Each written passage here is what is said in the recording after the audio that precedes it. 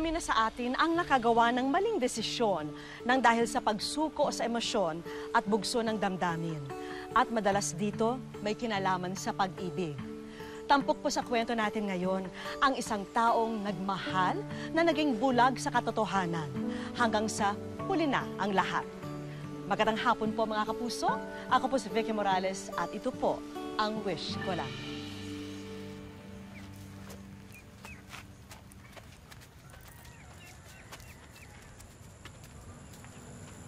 Mama, bakit hindi ba si Tita Emilia nagsundo sa akin? Late na kasing dumating yung karelyebo niya security guard. Kaya ang Tito Emilio mo, hindi niya pwedeng maiwanan yung trabaho niya. Pero, buti naman pinayagan ako ni Tita Virgie mo na makaalis sa trabaho ng maaga. Tita ko po ba si Tita Virgie? Hindi. Best friend ni Mama. Parang kapatid ko. Pero pwede mo rin siyang tawagin, Tita. Si Tita Emilia po. Di ba boyfriend mo siya? Hindi naman best friend.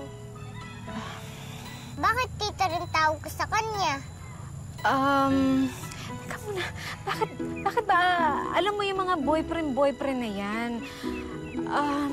Gusto mo ba siyang maging tatay? Ayoko po. Hindi ko naman siya tatay eh. Sige. Umuwi na tayo. Kasi ang dami-dami mo nagtanong eh.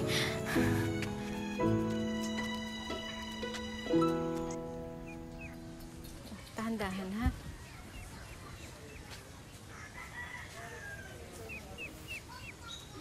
Miss? May kailangan ka ba? Ikaw ba si Linda? Ako nga. Bakit? Kala ko naman mas maganda ka sa nanay ko. Eh, sino ka nga ba? Ako si Juana, yung anak ni Emilio, yung boyfriend mo.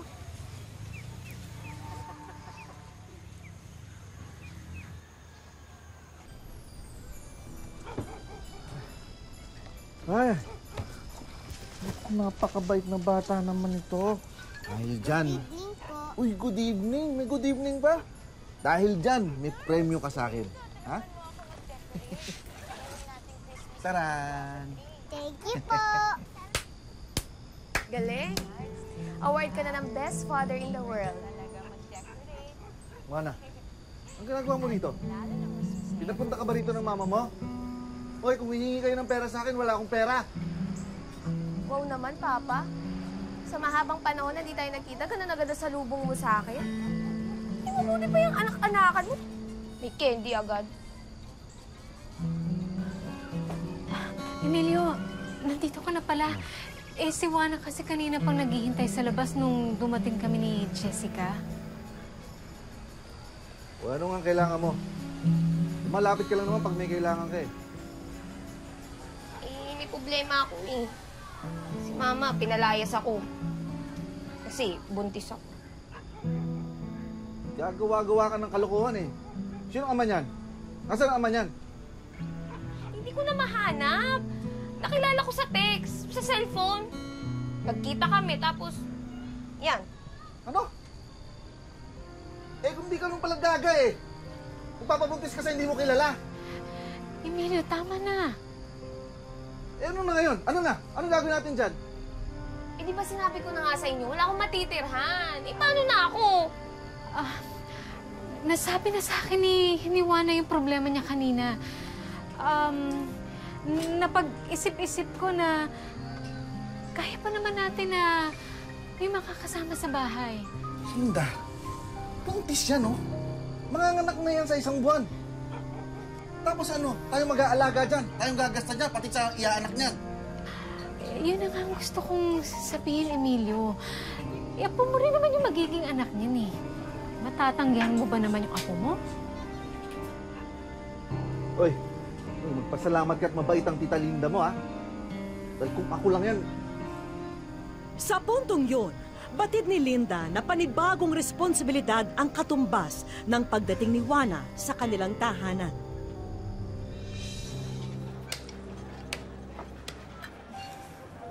Ibig mo sabihin, pinatira mo yung anak ni Emilio sa inyo? Di ba wala naman trabaho yung batang yun? Ibig mo sabihin, Ikaw magpapacheck up doon. Ikaw magdadala sa ospital. Ikaw lang bibili ng vitamins. Bukod pa yan sa ikaw magpapakain ng pagpapabahay sa kanya. Masyado ka naman. Hindi mo naman obligasyon ng pamilya ng boyfriend mo eh. Hindi nga kayo pwedeng ikasal pa eh dahil hindi pa siya anak doon sa asawa niya, di ba? Tapos gano'n, hayaan mo na lang ganunin ka ng anak niya, alilain ka. Eh nagpabuntis nga siya sa lalaking hindi niya kilala. Virgie, alam ko nagmamalasakit ka sa akin. Pero mahal ko si Emilio. Kaya, tinuturing ko yung pamilya niya na pamilya ko na rin. Yan! Yang pagmamahal na yan ang papatay sa'yo balang araw, best friend. Sana lang ha, sana lang. Nandyan ako para sagipin ka.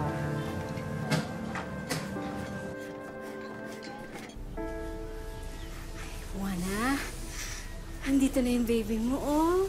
Makaraan ang ilang buwan, nagsilang na si Juana. At si Linda pa rin ang nag-asikaso at nagbayad sa lahat ng pangangailangan. Lumalaki na nga ang kanilang pamilya, kaya tiyak lolobo rin ang gastusin nila. Ang cute-cute niya naman, ate. Ba siya? Apo. Buti naman nakikita ka sa kanya. Gusto mo ikaw na lang mag-alaga sa kanya? Pwede pa po? Ay, naku, anak. Hindi. Delikado mag-alaga ng bata. Kamukha mo. Oh, kumusta ang bagong panganak? Kuya Angelo, ang ginagawa mo dito? Di ba nasa butuan ka? Ay, Linda. Ito ang panganay kong anak, si Angelo. Siya ang tita Linda mo, Angelo. Siya ang mabait na babaeng kumupkup sa amin ng kapatid mo. Nice to meet you po, tita. Linda, yeah, usap muna tayo.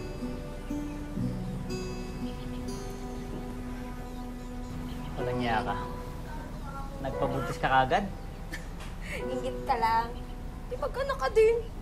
Kuya, sabihin mo nga sa akin yung totoo. Ba't ka nandito?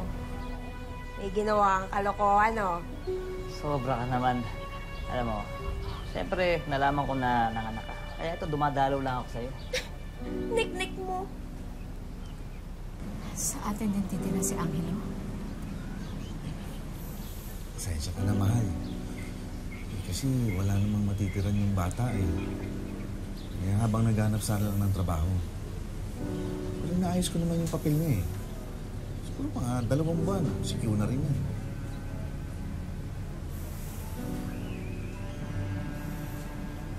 Sige na nga. Salamat, mahal ha. Alam mo naman, napakahalaga sa akin na magkita-kita ulit kami ng mga anak ko.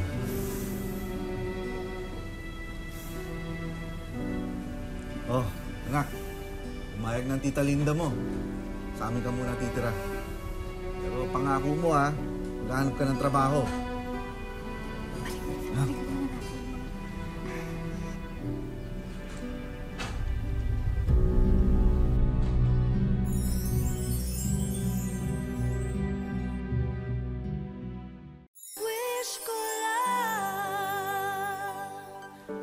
Buong akala ng biyudang si Linda na nakatagpo na siya ng kaligayahan sa piling ni Emilio.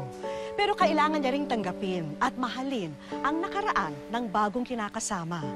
Gaya ng 2 anak nito na nakikitira rin sa kanila. Ang hindi alam ni Linda, may kaakibat na mga problema ang bagong kabanata ng buhay pag-ibig niya.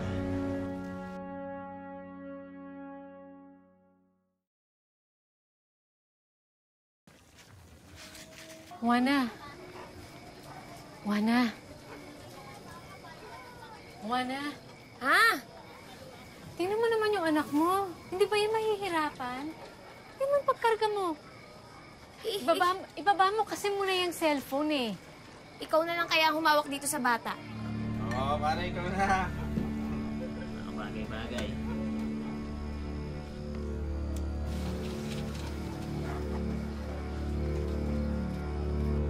Chat. Tapos tayong pulutan dyan. Jessica? Lagay mo ito. Anak, anong ginagawa mo? Hi, tita. Nagpatulong lang kami maghahain ng pulutan dito kay Jessica. Pero hindi niyo alipin ang anak ko.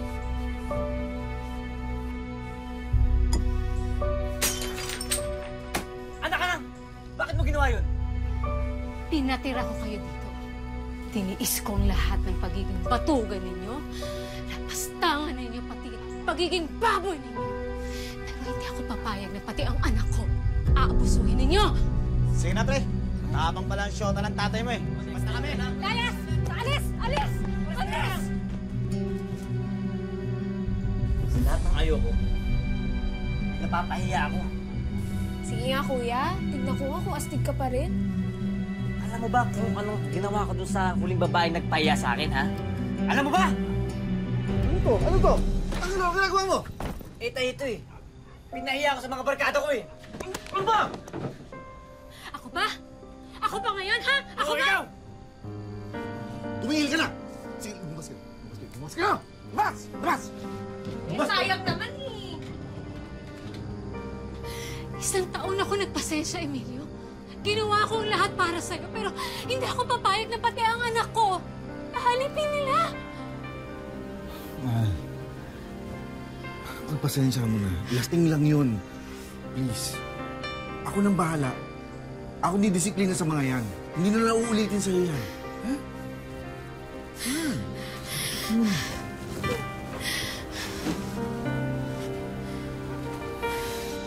Buntis ka na naman. Talagang wala kang kadala-dala eh, no? Walang laman yung utak mo. Ha? Yan, kasi text ka ng text. Yan tuloy, nabuntex ka tuloy. Hindi ka ba nahihiya sa tita Linda mo? Yung sorry ka. Emilio, hindi niya na kailangan mag-sorry. At hindi ko na rin susuportahan ang pagbubuntis mo. At hindi na ako gagastos ni piso para sa'yo at para sa mga anak mo. Mahal. Ano ganyan? Ano yung tinitan sweldo ko eh? Ano pang bubuhay ko sa mga to? Ano kaya yung apo ko? Jessica, bumaba ka dyan. Mahal. Mahal. Mahal.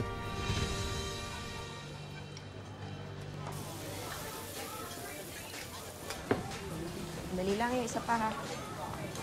Jessica, may kailangan ka? Wala po. Sige. Sabihin mo lang, ha, pag may kailangan ka, ha? Ako.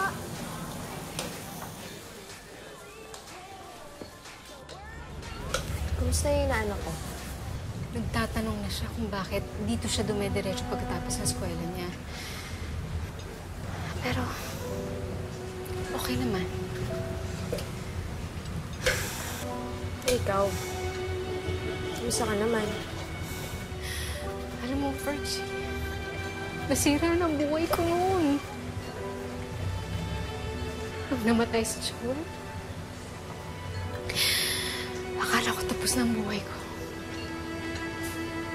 Buhay namin mag-ina. Pero nung nakilala ko si Emilio, nagkaroon ng pag-asang buhay ko. Pero, masisira na naman ulit. Hindi kami nag-uusap. Hindi kami nag-uusap, Emilio. Nakatira kami sa ilalim ng isang mabong, pero parang magkamila ang mundo namin.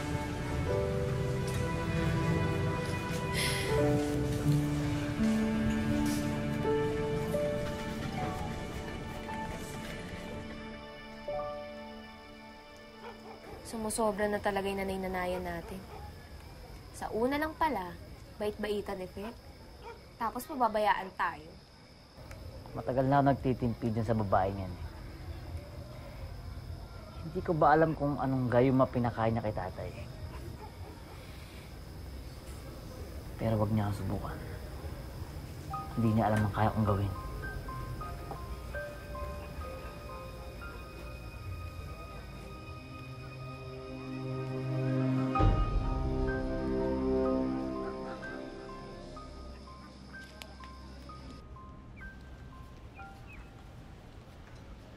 Anak, Ano po yun, Ma? pwede bang pakitimplahan si Mama ng kape?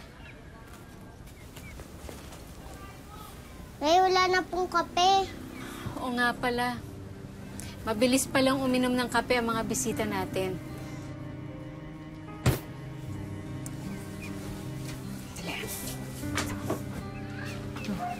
Inom si Mama ng kape. Kaya mo? Opo. Sige, mag-ingat ka, ha?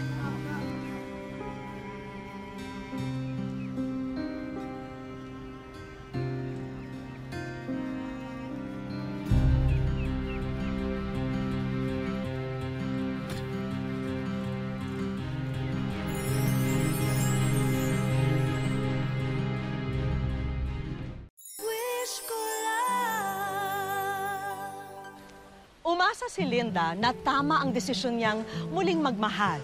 Ngunit unti-unting nagbago at sumama ang sitwasyon nila.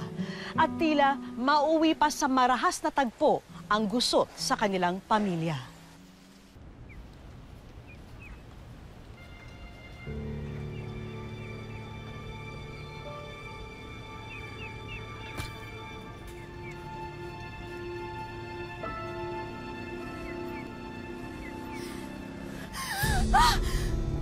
Ano kailangan ba sa akin? Ikaw ang kailangan ko. Nagtanong ako sa'yo dati, di ba? Kung alam mo, kung anong ginawa ko sa babaeng nagpaya sa akin. Ha?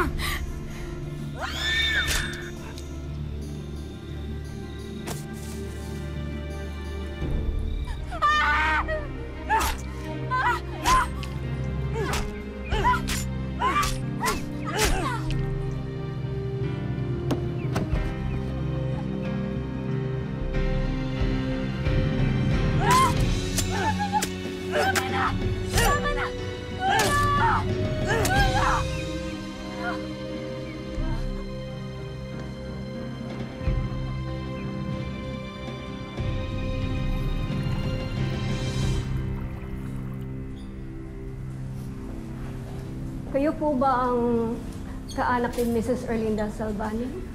Kami po kaanak. Nagtamo siya ng mga sugat. At halos maputol yung braso niya dahil sa dami ng tagang natanggap niya. Naputulan siya ng ilang daliri. May saksak sa liig. Diyos ko. But the good news is nagawa namin ito ng paraan. Naagapan namin yung ugat at nerves ng braso niya. Naibalik namin ito through surgery. Pero iha, hindi na namin ito mababalik sa dati. Hindi na din siya magiging kasing lakas and flexible katulad ng dati. Hindi na rin namin naisauli yung iba ng daliri. Pero all in all, maswerte pa rin si Jesus. Dahil nabuhay siya, she is a real survivor. Will you please excuse me at babalikan ko na lang siya para sa check-up niya. Salamat po, Dok. You're welcome.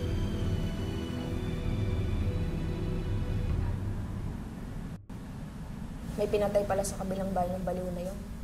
Kaya pala nagpunta dito para magtago. Pero ngayon na nahuli na siya, wala na siyang ligtas.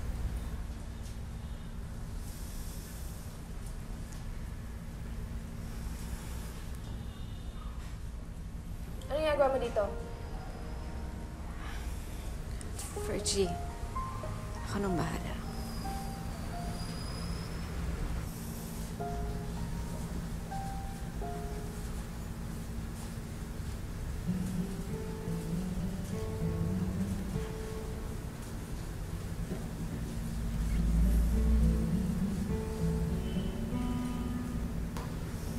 Linda, tawarin mo sana ako sa lahat ng nagawa kong pagkakamali sa'yo.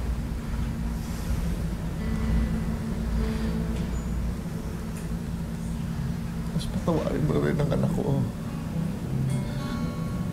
Patawarin mo na si Angelo. Emilio, sinubukan akong patayin ng anak mo. Pinutol niya ang mga braso ko para maging imbalido ako. Pagkatapos,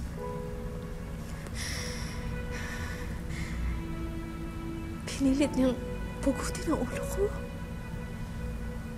Gusto mo, kalimutan ko ang lahat para sa'yo? Linda, kung talagang mahal mo ko, ignore mo yung demanda. Baliw ang anak mo. dapat siyang makulong, maparusahan, para hindi niya nagawin sa iba ang ginawa niya sa akin. Kung hindi mo iuro ang demanda, iiwan na kita. Ha? Hindi mo na ako makikita muli.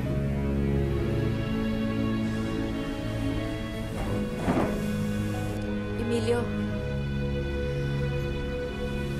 dalhin mo na ang anak mo, ang apo mo, sa pag-alis mo.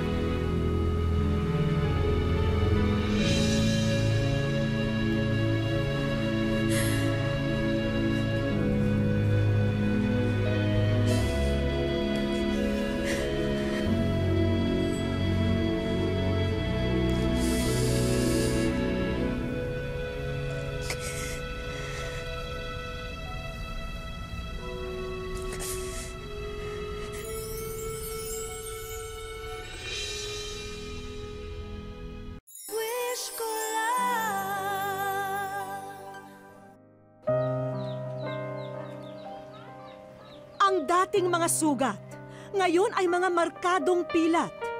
Lumipas ang 4 na taon. Ito na ngayon si Erlinda. Nasasyak po ako. Parang hindi ko maisip nga yun ang mangyayari sa akin. Minsan hindi ko maiiwasan, parang na-trauma ako. Takot ako pag may nakita akong tao na magdalag itak kasi akala ko naman na tatagain na naman ako. Maging ang itsura ng salarin, animoy panghabang buhay naman siya na raw sa kanyang isipan. Yun nga, harang-harang ko nga yung kamay ko, kaya nangaputol nga yung kamay ko, kaya yun lang ang pinagharang ko pang tuwing hinahampas niya ako ng itak, sinasagang ko ng ganyan sa kamay ko. Ngayong nakakulong na ang taong may gawa nito kay Erlinda at iniwan na siya ng dating kinakasama. Isang malaking aral daw sa buhay ang tumatak sa kanya ng gabing yun. Hindi mo masukat ang tao pag hindi mo makasama sa isang bubong ng matagal, hindi mo malaman ang tunay na pagkatao. Kasi nga, sa panglabas na anyo, hindi mo malaman nga, yun pala ang pinapakain mo, inaalagaan mo, yun pala ang papatay sa iyo. Pero yun nga ang sama ng loob ko, hindi talaga maalam. Pinatawad ko na sila, ngunit hindi ko maibalik yung dati kong tiwala nga, ganun na nga, dahil sa ang bait ko nga sa kanila. Mahirap pala magmahal ng tao na hindi mo lubos na kilala, na nagkakilala lang sa isang trabaho, tapos maniwala ka dahil mabait siya, maraming mga bagay nga ginagawa, nga tumutulong, mabait, hindi pala sapat yan. Sa isang tao na lamang iniaalay ni Erlinda ang kanyang puso at buong buhay. Ang kanyang unika iha na si Jessica. Gusto ko makatapos sa sir ng pag-aral niya. Kahit ang sabi ko nga sa kanya, kahit anong gusto mo nga kurso, basta kay makatapos ka lang. Kasi wala akong talagang ikapamana sa iyo kundi ang kaalam mo, dahil hindi yan maaagaw ng ibang tao. Pilit na nakipagkita sa amin sina Erlinda at Jessica ng sumunod na araw. Gusto raw kasi nila kami ihatid sa airport. Ito na lamang daw ang paraan nila para magpasalamat sa aming pagbisita. Ilang minuto pa ang lumipas. Napansin namin naging emosyonal na si Erlinda. Natutuwa lang po ako. Bakit po? Kasi hindi ko akalain na. Akala ko panaginip ko lang to. Kahit pinasyalan lang ako ninyo dito, malaking bagay na ito para sa aking anak. Hindi ko kasi akalain na may magka-interest pa sa kwento ko, lalo na kasi karamal-dumal. Sa pagbalik daw namin sa Maynila, sana'y maibulong namin sa isang espesyal na tao ang kanyang munting kahilingan para sa inaasam na puhunan para sa karinderya. Sana, Ma'am Vicky, makarating naman po sa inyo yung kwento ko para naman po makalambing naman ako sa inyo ng konting tulong. Naku, Erlinda, kung meron mang espesyal na nilalang dito, ikaw yun. Ang request lang namin, sana ipikit niyo muna ang inyong mga mata habang inihahatid namin kayo sa aming iiwang sorpresa.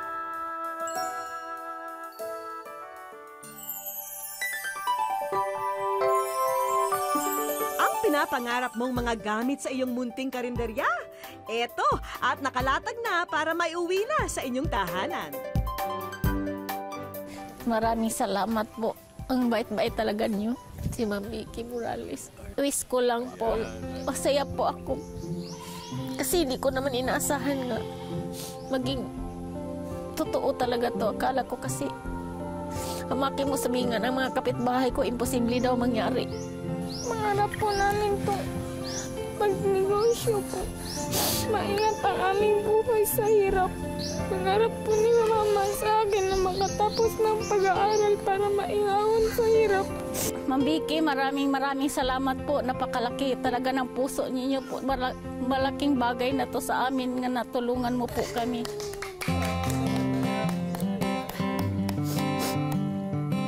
Para raw naman maipakita ni Erlinda ang labis na galak, dapat kami rin daw ang unang titikim ng kanyang pinakabagong specialty sa kanyang tindahan. Kaya Chef Linda, take it away! Ma'am Vicky, para sa inyo po itong lulutuin ko. Ang pangalan, Sweet and Sour Fish Kulang. Sa husay ni Erlinda sa kanyang bagong kusina, hindi na kami magtataka kung araw-araw dudumugin ang kanyang panindang ulam. Ilang sandali pa, ready na ang specialty of the house. At ito na po ang ating Sweet and Sour Fish Kulang. Maliban sa aming grupo, tingnan na nga natin kung ano ang masasabi ng mga future customer ni Erlinda. Anong pangalan nito? Sweet and Sour Fish Kulang? Ang sarap. Sus, Ginoo, sarap ng fish kulang. Ang sarap ng fish kulang. Si Erlinda, walang naging ibang laman ng puso, kundi maibahagi ito sa iba. Sana po makapulot ng maraming aral ang makapanood ng aking kwento sa aking buhay. Gaya ng kwento ni Linda, kailangan nating tignan ng mabuti kung hindi naabuso ang ating pagtulong at pagmamahal. Dahil bago ang lahat, kailangan muna natin mahalin ang ating sarili para masabing handa rin tayong mag-alay ng pagmamahal sa iba. Ako po muli si Vicky Morales, nagpapasalamat sa inyong patuloy na pagsubaybay dito po sa Wish Ko Lang.